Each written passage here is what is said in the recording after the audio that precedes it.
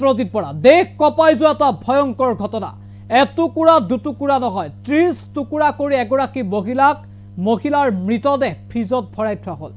মহিলাগৰাকীক প্ৰথমে হত্যা কৰা হ'ল আৰু তাৰ পাছতে টুকুৰা টুকুৰকৈ কাটি পেলোৱা হ'ল মহিলাগৰাকীৰ শৰীৰ আৰু 29 বছৰীয়া মহিলাগৰাকীৰ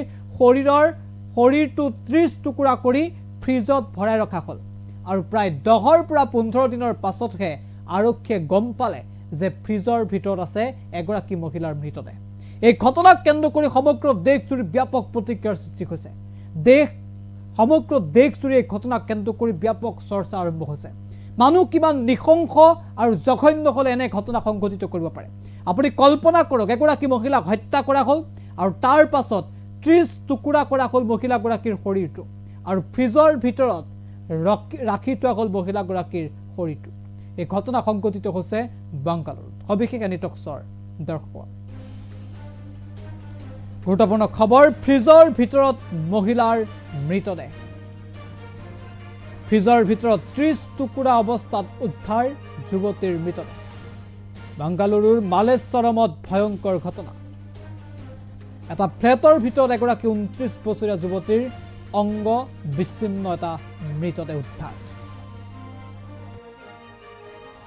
গৰাকীৰ মৃতদেহ উদ্ধাৰ কৰাৰ পাছতেই সমগ্ৰ দেশজুৰি চাঞ্চল্যৰ সৃষ্টি হৈছে এই মহিলাগৰাকী অকলে আছিল সেই ফ্লেটটো দীৰ্ঘদিনৰ পৰা মহিলাগৰাকী অকলে বাস কৰিছে কৰ্মসূত্ৰে মহিলাগৰাকীৰ স্বামী থাকে বাহিৰত অভিযোগ অনুসৰি এগৰাকী যুৱকৰ সৈতে চিনাকি হৈছিল মহিলাগৰাকী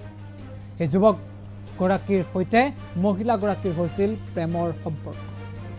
আৰু দীৰ্ঘদিনীয়া প্ৰেমৰ সম্পৰ্কৰ অন্তত এই মহিলাগৰাকীক হত্যা কৰি ফ্ৰিজত ভৰাই থোৱাৰ অভিযোগ উত্থাপিত হৈছে আৰক্ষীয়ে যেতিয়া গম পাইছিল তেতিয়ালৈ বহু সময় উকলি গৈছিল খবৰ আৰু তথ্য অনুসৰি এই মহিলাগৰাকীৰ মৃতদেহ যেতিয়া উদ্ধাৰ কৰা হৈছিল তাৰ প্ৰায় 10 পৰা 15 দিন পূৰ্বে হেনো এই মহিলাগৰাকীক হত্যা কৰা হৈছিল বুলি সন্দেহ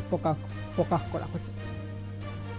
পিছে পৰকীয়া প্ৰেমৰ বাবে মহিলাগৰাকীক হত্যা কৰা হ'ল নে নাই সেয়াও অস্পষ্ট কিন্তু বাংগালুৰুৰ সেই ফ্লেটটোত মহিলাগৰাকীৰ অংগ চিহ্ন যে মৃতদেহ এই মৃতদেহ উদ্ধাৰৰ পাছতেই সমগ্ৰ দেশজুৰি এই ঘটনাই চাঞ্চল্যৰ সৃষ্টি কৰিছে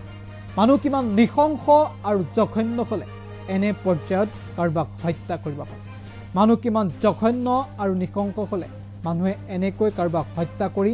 মৃতদেহ 30 টুকুৰা কৰি কাটি ফ্ৰিজৰ ভিতৰত ৰাখি থব পাৰে এই ঘটনাই সমগ্ৰ দেশ এই মুহূৰ্তত জোকাৰি গৈছে